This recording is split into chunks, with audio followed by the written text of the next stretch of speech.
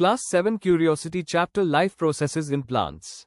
Hello students, welcome. आज ना हम प्लांट्स की अमेजिंग दुनिया में चलेंगे।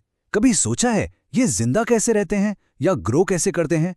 बस आज हम यही सब समझेंगे। तो चलिए शुरू करते हैं। पहला सवाल, how do plants eat without a mouth? I mean it's a good question, right? Plants के पास हमारी तरह कोई माउथ तो है नहीं, तो फिर वो अपना फूड बनाते कैसे हैं? यही मिस्ट्री है जिसे हम आज सॉल्व करने वाले हैं। Let's uncover the secrets of how plants live and grow. बिल्कुल, इस एक्सप्लेनर में हम प्लांट्स के सारे सीक्रेट्स को एक एक करके समझेंगे कि वो जिंदा कैसे रहते हैं, ग्रो कैसे करते हैं और हमारे प्लैनेट के लिए इतने इंपॉर्टेंट क्यों हैं। Okay, so section 1, how do plants grow, the essentials for life. देखो, फूड बनाने का प्रोसेस शुरू करने से पहले प्लांट्स को जिंदा रहने के लिए कुछ बिल्कुल बेसिक चीजों की जरूरत होती है। तो चलिए सबसे पहले देखते हैं कि वो क्या हैं। What plants need to grow?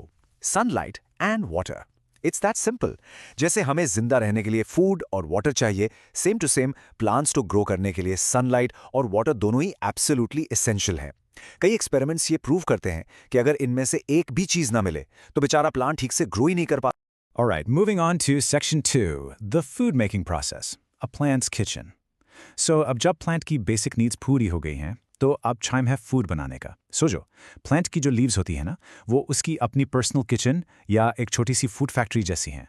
Photosynthesis, the process by which plants use sunlight, water and carbon dioxide to create their own food, glucose.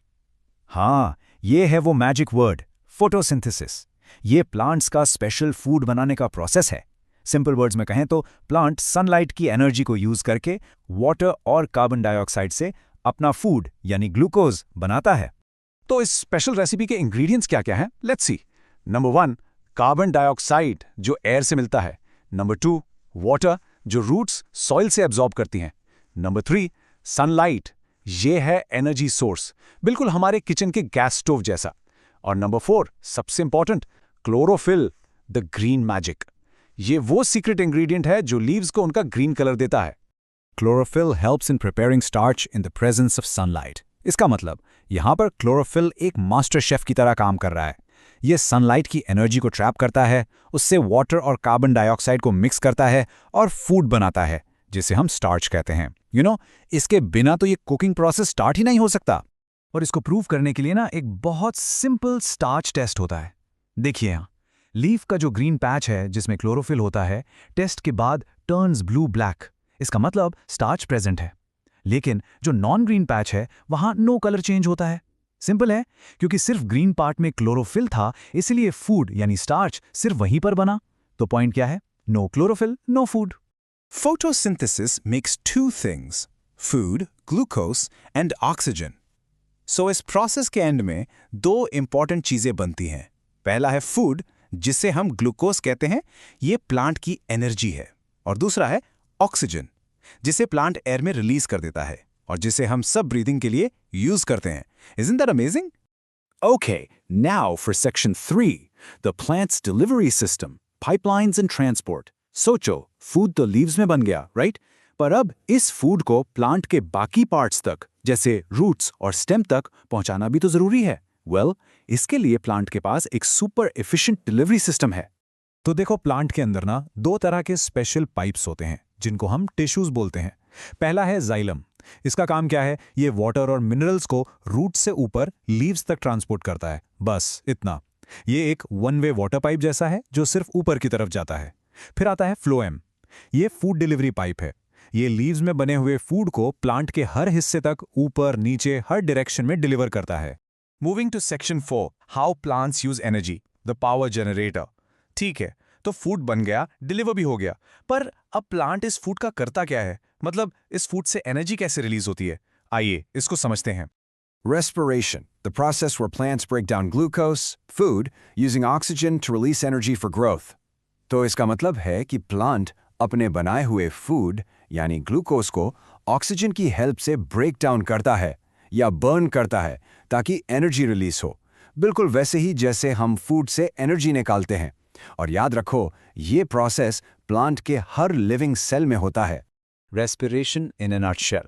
It uses glucose plus oxygen and it releases carbon dioxide, water plus energy. The simple words में plant glucose और oxygen को use करता है और इसके बदले में 3 चीजें रिलीज होती हैं, कार्बन डाइऑक्साइड, वाटर और सबसे इंपॉर्टेंट एनर्जी। और यही एनर्जी है जो प्लांट को ग्रो करने में और अपने सारे काम करने में हेल्प करती है। ओके, अब आते हैं इस चैप्टर के सबसे इंपॉर्टेंट पार्ट पर। इसको आप दी एग्जाम बूस्टर भी कह सकते हैं। हम कंपेयर करेंगे फोटोसिंथेसिस और रेस्पिरेशन को। ये दोनों प्रोसेसेस एक दूसरे से जुड़े हुए हैं, लेकिन एक दूसरे के बिल्कुल ऑपोजिट भी हैं। तो चलिए इस टेबल को पॉइंट बाय पॉइंट देखते हैं। पहला फीचर, पर्पस। फोटोसिंथेसिस का काम है फूड बनाना, जबकि रेस्पिरेशन का काम है फूड को यूज करना एनर्जी के लिए। सिंपल। दूसरा, लोकेशन। फोटोसिंथेसिस सिर्फ ग्रीन पार्ट्स में होता है जहां क्लोरोफिल है, लेकिन रेस्पिरेशन प्लांट के हर लिविंग पार्ट में होता है। Next, takes in. फोटोसिंथेसिस लेता है कार्बन डाइऑक्साइड और वाटर, रेस्पिरेशन लेता है ऑक्सीजन और ग्लूकोज। देखा, उल्टा है। फिर है गिव्स आउट। फोटोसिंथेसिस देता है ऑक्सीजन और ग्लूकोज और रेस्पिरेशन देता है कार्बन डाइऑक्साइड और वाटर। Again exactly opposite. और आखिरी पॉइंट, एनर्जी। फोटोसिंथेसिस सन की एनर्जी को स्टोर करता है और रेस्पिरेशन उसी स्टोर्ड एनर्जी को रिलीज करता है। Photosynthesis and respiration are opposite yet connected processes. तो ये दोनों प्रोसेसेस एक ही सिक्के के दो पहलू जैसे हैं। एक के बिना दूसरा अधूरा है, राइट? एक प्रोसेस फूड बनाता है और दूसरा प्रोसेस उस फूड से एनर्जी रिलीज करता है और दोनों मिलकर ही प्लांट को जिंदा रखते हैं। Photosynthesis or respiration seem opposite, but how do they work together to balance life on Earth? तो मैं आपको इस फाइनल थॉट प्रोवोकिंग क्वेश्चन के साथ छोड़ रहा हूं। हमने देखा कि फोटोसिंथेसिस और रेस्पिरेशन एक दूसरे के ऑपोजिट हैं, लेकिन कभी सोचा है कि ये दोनों प्रोसेसेस मिलकर हमारी अर्थ पर लाइफ के बैलेंस को कैसे मेंटेन करते हैं? इसके बारे में जरूर सोचना।